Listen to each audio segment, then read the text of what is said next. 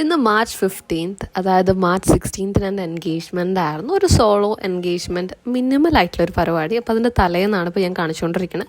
തലേന്ന് തന്നെ പരിപാടിയൊക്കെ ഏകദേശം ഓണായിട്ടുണ്ട്. അതായത് പന്തലിടൽ പരിപാടി, അതേപോലെ തന്നെ വീട്ടിൽ നിന്ന് തന്നെയായിരുന്നു കുക്കിംഗ്. പുറത്തുനിന്നുള്ള ആൾക്കാർ വന്നിട്ടാണെങ്കിൽ പോലും നമ്മുടെ വീട്ടിൻ്റെ വെളിയിൽ അടുപ്പൊക്കെ കൂട്ടിയിട്ട് അങ്ങനെ ആയിരുന്നു.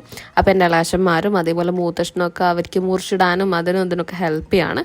കൂട്ടത്തിൽ എൻ്റെ അനിയന്മാർ അവിടെ എന്തോ ഒപ്പിച്ചുകൊണ്ടിരിക്കുന്നുണ്ട് എന്ന സംഭവമൊന്നും അറിയത്തില്ല. അതിനുശേഷം ഞാൻ എവിടെയെന്ന് ചോദിച്ചു കഴിഞ്ഞാൽ ഞാൻ വീഡിയോ എടുത്തുകൊണ്ടിരിക്കുവാണ്. വീഡിയോ എടുത്ത് എഡിറ്റ് ചെയ്യാൻ ഇഷ്ടം പോലെ ഉണ്ടായിരുന്നു. അപ്പോൾ അതൊക്കെ കഴിഞ്ഞിട്ട് എൻ്റെ ഏകദേശം റൂമിൻ്റെ അവസ്ഥയാണ് ഇപ്പോൾ കാണിച്ചുകൊണ്ടിരിക്കുന്നത്. ഞാനിതൊക്കെ ക്ലീൻ ചെയ്യാനുണ്ട്. അതിനിടയിൽ ഞാൻ ഇത്രയും വീഡിയോ എടുത്തിട്ട് അതൊക്കെയും കൂടി ഞാൻ ഷെയർ ചെയ്ത് അത് എഡിറ്റ് ചെയ്ത് എപ്പം ഞാൻ അപ്ലോഡ് ചെയ്യും, എങ്ങനെ എന്തൊന്നും അറിയാതെ ഞാൻ ടെൻഷൻ അടിച്ചിരിക്കുകയാണ്. ഫൈനലി അതൊക്കെ കഴിഞ്ഞ് റൂമൊക്കെ വൃത്തിയാക്കി വരുമ്പോൾ ഏകദേശം രാത്രിയൊക്കെ ആയി. പിന്നെ ആൾക്കാരൊക്കെ വന്നിട്ട് അന്നത്തെ ദിവസം അങ്ങനെ കഴിഞ്ഞു. അതിനുശേഷം ബാക്കിയൊക്കെ ഞാൻ ഷൂട്ട് ചെയ്യാൻ വേണ്ടി സ്റ്റാർട്ട് ചെയ്തിട്ടുണ്ടായിരുന്നു. 16th മോർണിംഗ് ആയിരുന്നു. സാധാരണഗതിയിൽ ഞാനൊരു 10-9 മണിയൊക്കെ ആകുമ്പോഴാണ് എഴുന്നേൽക്കാറ്. പക്ഷെ അന്ന് എന്താണെന്ന് അറിയത്തില്ല, ടെൻഷൻ കൂടിയിട്ടാണെന്ന് തോന്നുന്നു 5 മണിക്കൊക്കെ എഴുന്നേറ്റിട്ടുണ്ടായി. പിന്നെ ഓൾറെഡി ഇവിടെ പ്രിപ്പറേഷൻ കാര്യങ്ങൾ, സാമ്പാറിൻ്റെ പണി കാര്യങ്ങൾ അങ്ങനെ ഉണ്ടാവുമല്ലോ, അങ്ങനത്തെ ഒക്കെ പ്രിപ്പറേഷൻ നടന്നുകൊണ്ടിരിക്കുമായിരുന്നു. അതിനിടയിൽ കുക്കും ഒക്കെ എഴുന്നേറ്റ് അവളും സെറ്റായിട്ടിരിക്കുവാണ്. അവൾക്ക് അറിയാം ഏകദേശം എപ്പോഴേ വെളിയിൽ ഇരിക്കാൻ പറ്റത്തുള്ളൂ, ആൾക്കാർ വരുമ്പോഴേലും എന്നെ ഉള്ളിൽ കയറ്റുന്നുള്ളത്. അപ്പോൾ അവൾ ഇങ്ങനെ വെളിയിലിരുന്ന് കാറ്റൊക്കെ കൊണ്ടിരിക്കുവാണ്. ആൻഡ് അതിൻ്റെ ഇടയിൽ എനിക്ക് നല്ലൊരു പണി കിട്ടിയിട്ടുണ്ടായിരുന്നു. അപ്പോൾ ഞാൻ പറഞ്ഞുല്ലോ ഒരു എൻഗേജ്മെൻറ്റ് പരിപാടിയാണെന്ന്. എൻഗേജ്മെൻറ്റ് എന്ന് പറയാൻ വേണ്ടി പറ്റത്തില്ല, നമ്മളൊരു ടേം അങ്ങനെ യൂസ് ചെയ്തതെന്ന് മാത്രമേ ഉള്ളൂ. ഇതൊരു കുറിമാറൽ ചടങ്ങ് അങ്ങനെ വേണമെങ്കിൽ പറയാം. ഞാൻ മാത്രമേ ഉണ്ടായിരുന്നുള്ളൂ, എൻ്റെ പാർട്ട്ണർ ഉണ്ടായില്ല, അവന് വരാൻ വേണ്ടി പറ്റിയിട്ടുണ്ടായിരുന്നില്ല. അപ്പോൾ കുറി എഴുതാൻ വേണ്ടി എൻ്റെ അടുത്തായിരുന്നു ഏൽപ്പിച്ചിട്ടുണ്ടായിരുന്ന. കഷ്ടകാലത്തിന് ഞാൻ ഏറ്റെടുക്കുകയും ചെയ്തു. ഞാനത് തെറ്റിച്ച് ഏകദേശം ഒരു 100-120 വട്ടം എഴുതിയിട്ടുണ്ടാകും. ഞാൻ ചുമ്മാ പറയണല്ല, അത്രയും എഴുതിയിട്ടുണ്ടാകും. ഒരു ചെറിയൊരു അക്ഷരത്തിൻ്റെ തെറ്റായിരിക്കും ഞാൻ മൊത്തത്തിൽ മാറ്റും. എന്ന് വെച്ചാൽ മൊത്തത്തിൽ മാറ്റിയല്ലേ പറ്റത്തുള്ളൂ. ഒരു സഭയിലിരുന്ന് വായിക്കുന്നതാണല്ലോ, തെറ്റിക്കഴിഞ്ഞാൽ ശരിയാകത്തില്ലല്ലോ. അങ്ങനെ എങ്ങനെയൊക്കെയോ ഞാൻ ഏകദേശം എഴുതി സെറ്റാക്കിയ ശേഷം അച്ഛനും കൊണ്ട് കാണിച്ചു കൊടുത്തു. അച്ഛൻ ഓക്കെ പറഞ്ഞു. അപ്പോൾ ഏകദേശം 2 എഴുതാനുണ്ടായിരുന്നല്ലോ, അതുകൊണ്ടാണ് എനിക്ക് ഇത്രയും മിസ്റ്റേക്കും കുറേ ടൈം കൺസ്യൂമും ചെയ്തിട്ടുണ്ടായിരുന്നത്. അപ്പോൾ അതൊക്കെ കഴിഞ്ഞ് ഞാൻ ചുമ്മാ സാമ്പാറൊക്കെ നോക്കിയതിനു ശേഷം പോയിട്ട് ഡയറക്റ്റ് ആയിട്ട് റെഡിയാവാൻ വേണ്ടി പോയി. ബിക്കോസ് കുറേ സമയമായി ഞാൻ അങ്ങോട്ടും ഇങ്ങോട്ടും അലഞ്ഞു തിരിഞ്ഞ് നടക്കണം. പിന്നെ എഴുതി തന്നെ കുറേ സമയം പോയില്ലോ. അപ്പോൾ പിന്നെ ആ ഒരു ടൈമൊക്കെ ആയപ്പോഴേലും ഏകദേശം ആൾക്കാർ വീട്ടിൽ വന്ന് തുടങ്ങിയിട്ടുണ്ടായി. പിന്നെ ഈ ഒരു ഔട്ട്ഫിറ്റിനെ പറ്റി പറയുകയാണെങ്കിൽ കുറേ പറയാനുണ്ട് കേട്ടോ. മാർച്ച് 16th ഈ പരിപാടിയെങ്കിൽ ഞാൻ ഏകദേശം ഇങ്ങനെ ഒരു ഔട്ട്ഫിറ്റ് ഇടാമെന്നുള്ള രീതിയിലുള്ളൊരു തീരുമാനങ്ങൾ അറ്റ്ലീസ്റ്റ് എടുത്തിട്ടുണ്ടായിരുന്നു ഒരു മാർച്ച് 7th ഒക്കെ ആയപ്പോഴാണ്. അതിനുശേഷം പിൻട്രസ്റ്റിൽ നിന്ന് ഞാൻ റെഫറൻസ് ഒക്കെ എടുത്ത് ഡിസൈഡ് ചെയ്ത് നീഡ്ലോ എന്ന് പറഞ്ഞിട്ടുള്ള ഇൻസ്റ്റാഗ്രാം സ്റ്റോറി ഞാൻ സെൻഡ് ചെയ്ത് ഇങ്ങനെ ചെയ്തു തരാൻ പറ്റുമോ എന്നൊക്കെ പറഞ്ഞപ്പോഴേലും അവർ പറഞ്ഞു പെർഫെക്റ്റ്, നമുക്ക് ചെയ്യാം.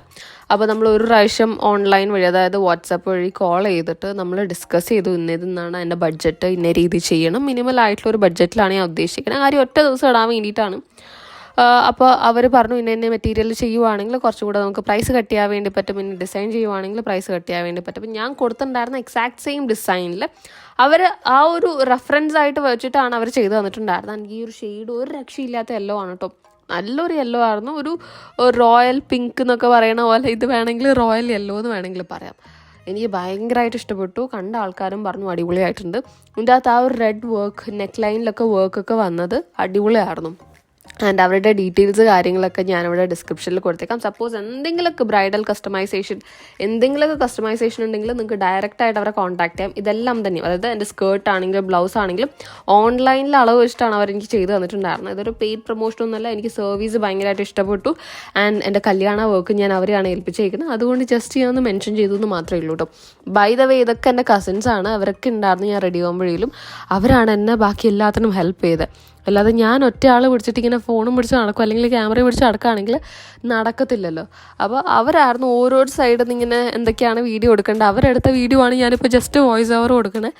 എങ്ങനെയാണെന്നൊന്നും എനിക്ക് ഒരു പിടുത്തം ഉണ്ടായിരുന്നില്ല. ഞാൻ ഏകദേശം റെഡി ആയി കഴിഞ്ഞപ്പോഴേലും എൻ്റെ കിളിയൊക്കെ പോയിട്ടുണ്ടായി. ഇൻ ബിറ്റ്വീൻ എൻ്റെ മാമനാണ് വിളിച്ചുകൊണ്ടിരിക്കുന്നത്. മാമന്മാർക്ക് വരാൻ വേണ്ടി പറ്റിയില്ല. മെയ് ഒരു ഫസ്റ്റ് വീക്ക് അല്ലെങ്കിൽ സെക്കൻഡ് വീക്ക് ഒക്കെ ആകുമ്പോഴേലും നമ്മുടെ കല്യാണമാണ്, അങ്ങനെയല്ല, ഒരു ഏപ്രിൽ ലാസ്റ്റ് മെയ് 1st ഒക്കെ ആകുമ്പോഴേലും വരും. അപ്പോൾ അവരായിരുന്നു സംസാരിച്ചുകൊണ്ടിരുന്നത്. അവരൊക്കെ ആയിട്ട് സംസാരിച്ചു. അതിനുശേഷം കുറേ റിലേറ്റീവ്സൊക്കെ ആ ഒരു ടൈമൊക്കെ ആയപ്പോഴേലും വന്നിട്ടുണ്ടായി. അവരുടെ അടുത്തൊക്കെ കണ്ടു, സംസാരിച്ചു. പിന്നെ അതിൻ്റെ ഇടയിൽ പിന്നെ എന്താ പറയുക, ഹരി, ശ്രീ അവരൊക്കെ തപ്പിക്കൊണ്ട് നടക്കുമായിരുന്നു. ഇതൊക്കെ എൻ്റെ കസിൻസാണ്. അത് ഇവാൻ, മേഘ, ഇതാ ഹരിനെ എപ്പോഴേ കാണാൻ വേണ്ടി പറ്റുള്ളൂ. അത് കഴിഞ്ഞ് കഴിഞ്ഞാൽ അവൻ എവിടെ പോയി എന്ന് എനിക്കും അറിയത്തില്ല, അവനും അറിയത്തില്ല. അവൻ വൻ ബിസി ആയിരുന്നു. ഈ ഒരു ടൈം മാത്രമായിരുന്നു കുറച്ച് നേരം അവൻ ഫ്രീ ആയിട്ടുണ്ടായിരുന്നുള്ളൂ. അതിൻ്റെ ഇടയ്ക്ക് ഞാൻ ചുമ്മാ ഒന്ന് അടുക്കളയിലൊക്കെ കറങ്ങി അങ്ങോട്ടും ഇങ്ങോട്ടും ചുമ്മാ നടന്നു. ഇതെൻ്റെ അമ്മായിയാണ്. ആൻഡ് ഇതെൻ്റെ വേറെ അമ്മായി, ഷൈനി അമ്മായി, നേരത്തെ പോയിട്ടുണ്ടായിരുന്ന രാജി അമ്മായി. പിന്നെ ആ കാണുന്നത് എൻ്റെ അമ്മ, നിങ്ങൾ ഓൾറെഡി വീഡിയോയിലൊക്കെ കണ്ടിട്ടുണ്ടാകും. ഇത് നന്ദു, ശ്രീകുട്ടി, ഇങ്ങനെ എല്ലാവരും ഉണ്ടായിരുന്നു. ആൻഡ് ശ്രീയാണ് ഇപ്പോൾ നടന്നു പോയിക്കൊണ്ടിരിക്കുന്നത്. ഇതല്ല, ഇത് മൂത്തച്ഛനാണ് കേട്ടോ, പിങ്ക് കളർ. അതല്ലാതെ ഫ്രണ്ടിൽ കൂടെ ശ്രീനൊക്കെ നിങ്ങൾ പല വീഡിയോസിലായിട്ടും കണ്ടിട്ടുണ്ടാകും. ആൻഡ് ഇതെൻ്റെ അച്ഛനാണ് ചെയർ കൊടുത്ത് നടക്കണം. അപ്പോൾ ഇതൊക്കെ അവർ ഷൂട്ട് ചെയ്തിട്ടുണ്ടായിരുന്നതാണ്. ഇതാണ് ശ്രീ. ഇവൻ്റെ മുടി ഇച്ചിരി ഏകദേശം കേളിയായിട്ട് വന്നിട്ടുണ്ട്. ഞാനാണ് ആക്കിപ്പിച്ചത്. ആൻഡ് അതൊന്ന് ഞാൻ ജസ്റ്റ് ഒന്ന് മെയിൻറ്റെയിൻ ചെയ്യിപ്പിക്കുകയാണ്. ആ ഒരു കേൾ പ്രോപ്പറായിട്ട് മെയിൻറ്റെയിൻ ആക്കി വെക്കാൻ വേണ്ടി നമ്മളിങ്ങനെ ഓരോരു കുറുക്ക് പരിപാടിയൊക്കെ ഉണ്ടാവില്ല, അതൊക്കെ ചെയ്യുകയാണ്. അതിനുശേഷം എല്ലാവരെയും കണ്ട് സംസാരിച്ച് വന്ന ശേഷം നമ്മൾ മിക്ക കസിൻസും ചെയ്യുന്ന പോലെ തന്നെ കട്ടിൽ വന്നിരുന്നു. നമ്മൾ വേറെ കാര്യങ്ങളൊക്കെ സംസാരിക്കാൻ വേണ്ടി തുടങ്ങി. ഈ ഒരു ടൈമൊക്കെ ആയപ്പോഴേൽ എനിക്ക് നല്ല രീതിയിൽ ടെൻഷൻ കയറി തുടങ്ങി കേട്ടോ. കാര്യം ഒരു മിനിമൽ ഫംഗ്ഷനാണെന്ന് പറഞ്ഞിട്ട് വരുന്ന ആൾക്കാരെ കണ്ടിട്ട് എനിക്കൊരു മിനിമൽ ഫംഗ്ഷൻ ഫീലല്ല വരുന്നത്. പിന്നെ പ്രത്യേകിച്ച് ഞാൻ ഒറ്റയ്ക്കായതുകൊണ്ട് ഇതെങ്ങനെ ഞാൻ ഹാൻഡിൽ ചെയ്യുന്നുള്ളൊരു പ്രഷറും ഉണ്ടായിരുന്നു. സോ ഇതിനിടയ്ക്ക് ഫോട്ടോ എടുക്കണം എന്നൊക്കെ വിചാരിച്ചിട്ടുണ്ടായിരുന്നു. ഫോട്ടോ എടുക്കാനൊന്നും പറ്റിയിട്ടുണ്ടായില്ല. നമ്മൾ അവിടെ നിന്ന് വെളിയിൽ നിന്ന് ഫോട്ടോ എടുക്കാമെന്ന് വിചാരിച്ചപ്പോഴേലും വെളിയിൽ ഫുൾ ആൾക്കാരായിരുന്നു. പിന്നെ ഉള്ളിൽ നിന്ന് നമുക്ക് ഈ ഒരു റൂം മാത്രമേ ഫ്രീ ആയിട്ടുണ്ടായിരുന്നുള്ളൂ. അപ്പോൾ അവിടെ ഇരുന്നു. ഇത് സാൻവിയാണ്, നമ്മുടെ വീഡിയോസ് അധികം കാണാറുണ്ട് കേട്ടോ. ആൻഡ് എൻ്റെ അടുത്ത് ഇങ്ങനെ പറയും, ചേച്ചി ആ ചെയ്ത വീഡിയോ നന്നായിട്ടുണ്ടല്ലോ, ചേച്ചി ഇന്നലെ ചെയ്ത ഈ വീഡിയോ നന്നായിട്ടുണ്ടായിരുന്നല്ലോ എന്നൊക്കെ ഇങ്ങനെ പറയും കാണുമ്പോൾ. ഇതെൻ്റെ അമ്മ, ഇത് മുത്തുവേച്ചി, പിന്നെ ഇതേപോലെ എൻ്റെ മൂത്തമ്മമാരാണ് ആ റൂമിലൊക്കെ ഇരിക്കുന്നത്. ഇതും എൻ്റെ മൂത്തമ്മമാരാണ്. ആൻഡ് എൻ്റെ സ്ഥിരം വീഡിയോസ് കാണുന്ന ആൾക്കാരാണെങ്കിൽ എൻ്റെ ഈ സൗണ്ട് കേൾക്കുമ്പം എന്തോ ഒരു വശവശക്കുള്ളതുപോലെ ഫീൽ ചെയ്യും. അത് എനിക്ക് 2-3 ദിവസമായിട്ട് പനിയൊക്കെ ആയിട്ട് വൻ സീനായിരുന്നു. ഈ വീഡിയോ നമ്മൾ കുറേ നാളായിട്ട് ഇങ്ങനെ പെൻഡിങ്ങിൽ ഇട്ടതുകൊണ്ട് ഞാൻ വിചാരിച്ചു ശരി എന്നും നീട്ടി കൊണ്ടുവന്നു കഴിഞ്ഞാൽ ഒരു പക്ഷേ കല്യാണം കഴിഞ്ഞിട്ടായിരിക്കും എനിക്കിത് അപ്ലോഡ് ചെയ്യാൻ വേണ്ടി പറ്റുക. അതുകൊണ്ട് എന്നും ലേറ്റ് ആക്കണ്ട എന്നുള്ള രീതിയിലാണ് ഇപ്പോൾ ഞാൻ അപ്ലോഡ് ചെയ്യാന്നുള്ള ആ ഒരു ഡെസിഷനിലോട്ട് എത്തിയത്. അതിപ്പോൾ ഞാൻ വോയിസ് ഓവർ കൊടുക്കുമ്പോൾ എനിക്ക് ഭയങ്കര ബുദ്ധിമുട്ടുണ്ട് കേട്ടോ. നിങ്ങൾക്ക് ചിലപ്പോൾ സംസാരിക്കുന്ന കേൾക്കുമ്പോഴേലും മനസ്സിലാവുണ്ടാവും. പിന്നെ എനിക്ക് 2 ഇളയമ്മമാരൊക്കെ ഉണ്ടായിരുന്നു, ലേകളമ്മയും സതികളമ്മയും. പക്ഷെ അവരെവിടെ തപ്പിയിട്ടും കാണുന്നില്ല. ഞാനല്ല ഒന്നാമത് വീഡിയോ എടുത്തത്, അവരേതോ സൈഡിലായി പോയിട്ടുണ്ടെന്നാണ് എൻ്റെ ഒരു ഊഹം. അപ്പോൾ ഏകദേശം ഒരു 11-11:30 ആയപ്പോഴേലും ചെറുക്കൻ്റെ സൈഡിൽ ആൾക്കാരൊക്കെ വന്നിട്ടുണ്ടായി. അവർ ഓൾറെഡി രാവിലെ 3 മണിക്ക് എങ്ങാണ്ട് ഇറങ്ങിയിട്ടുണ്ടായിട്ടോ. കോട്ടയത്തു നിന്നാണ് വരുന്നത്. അപ്പോൾ വന്നിട്ട് ഇവിടുന്ന് എവിടുന്നെങ്കിലുമൊക്കെ ഒരു ഹോട്ടലിൽ ഫ്രഷ് ആയിട്ടൊക്കെ വീട്ടിലോട്ടേക്ക് വരാം എന്നുള്ള രീതിയിലായിരുന്നു. അപ്പോൾ അവർ രാവിലെ ഇറങ്ങിയിട്ട് ഏകദേശം എനിക്ക് തോന്നുന്നു ഒരു 9-10 മണിക്ക് ആയപ്പോഴേലും, 9 പോലും ആയില്ല, അതിനേക്കാളും മുൻപ് തന്നെ വടകര എത്തിയിട്ടുണ്ടായി. പിന്നെ ഹോട്ടലൊക്കെ കയറിയിട്ട് ഫ്രഷായി ഡ്രസ്സൊക്കെ ചേഞ്ച് ചെയ്തിട്ടാണ് വന്നിട്ടുണ്ടായിരുന്നത്. ആൻഡ് ഇതാണ് ഫാമിലി. അപ്പോൾ എനിക്ക് വരുമ്പോഴേലും ഒരു ബണ്ടിൽ ഓഫ് ചോക്ലേറ്റ് സെറ്റ് കാര്യങ്ങളൊക്കെ കൊണ്ടുവന്നിട്ടുണ്ടായി. അപ്പോൾ അത് ഞാൻ വാങ്ങിച്ചു വെച്ചു. ഞാൻ ഓൾറെഡി ടെൻഷനിലാണ്. ഞാൻ എൻ്റെ ടെൻഷനിലെ പീക്ക് പോയിന്റിലാണ് ഉള്ളത്. എനിക്ക് എന്താ ചെയ്യേണ്ടത്, എങ്ങനെയാണ്, എന്താണെന്നൊന്നും എൻ്റെ കയ്യിൽ ഇല്ലാത്തൊരവസ്ഥയായിരുന്നു. പിന്നെ മാത്രമല്ല ഇതൊരു സോളോ പരിപാടി ആയതുകൊണ്ട് എല്ലാം എൻ്റെ തലയിലായിരിക്കുമല്ലോ. അതിൻ്റേതായിട്ടുള്ള അത്യാവശ്യത്തിലേറെ ടെൻഷനും ഉണ്ടായിരുന്നു. അപ്പോൾ ഏകദേശം എല്ലാവരും ഒന്ന് ഇരുന്ന് സെറ്റിലായി. പിന്നെ ഞാൻ എല്ലാവരുടെ അടുത്ത് സംസാരിച്ചുകൊണ്ടിരിക്കുകയാണ്. അപ്പോഴേലും അവിടെ വെൽക്കം ഡ്രിങ്ക് കാര്യങ്ങളൊക്കെ വന്നുകൊണ്ടിരിക്കുകയാണ്. അതിനിടയിൽ എനിക്കും കിട്ടിയിട്ടുണ്ടായിട്ടോ. പക്ഷേ എനിക്ക് കുടിക്കാൻ ടെൻഷനിലായിട്ട് എനിക്ക് കുടിക്കാനോ അല്ലെങ്കിൽ അതിനുള്ളൊരു സാവകാശമോ കാര്യങ്ങളോ ഒന്നും തന്നെ ഉണ്ടായില്ല. ഇത് വിഷ്ണു, എൻ്റെ കസിനാണ്, റെഡ് കളർ ടീഷർട്ട്. ഇതെൻ്റെ കസിനാണ്, റെഡ് കളർ ഒരു ഫ്രോക്ക് പോലെ ഇട്ടിട്ടുണ്ടായിരുന്നു. ബൈ ദ വേ ഇപ്പം വീഡിയോ കോളിൽ ഞാൻ സംസാരിക്കുന്നതാണ് എൻ്റെ ചെറുക്കൻ. അവൻ തായ്ലൻഡിലാണുള്ളത്. അവന് വരാൻ വേണ്ടി പറ്റിയിട്ടുണ്ടായിരുന്നില്ല. നമ്മളൊരു വലിയൊരു പരിപാടിയായിട്ടൊന്നും പ്ലാൻ ചെയ്തായിരുന്നില്ല. പിന്നെ പറഞ്ഞ് വന്ന് എല്ലാം സെറ്റ് ചെയ്ത് വരുമ്പോഴേലും ഇത്ര വലുതാവൊന്നും വിചാരിച്ചിട്ടുണ്ടായിരുന്നില്ല. അപ്പോൾ കല്യാണം അത്രയാണല്ലോ ദിവസമുള്ളൂ. അപ്പോൾ അതിനേക്കാളും മുൻപേ എല്ലാവരും ഒന്ന് ഒത്തുകൂടാൻ പറ്റിയൊരു പരിപാടി. അപ്പോൾ അവനും ആ ഒരു കല്യാണത്തിന് അടുപ്പിച്ച് എനിക്ക് തോന്നുന്നു മെയ് 1st വീക്കൊക്കെ ആകുമ്പോഴേലും അവനും വരുമായിരിക്കും. അപ്പോൾ അവൻ എല്ലാവർക്കും കാണിച്ചു കൊടുത്തു, സംസാരിച്ചു. എല്ലാവരുമായിട്ട് ചെറിയൊരു കോൺവെർസേഷനൊക്കെ കഴിഞ്ഞ ശേഷം കോളൊക്കെ കട്ട് ചെയ്തു. അതിൻ്റെ ഇടയിൽ എൻ്റെ വേറൊരു കസിൻ അവൻ പറഞ്ഞിട്ടാണ് മെയ് 9ഉം 10ഉം ഞാൻ കല്യാണം വെച്ചത്.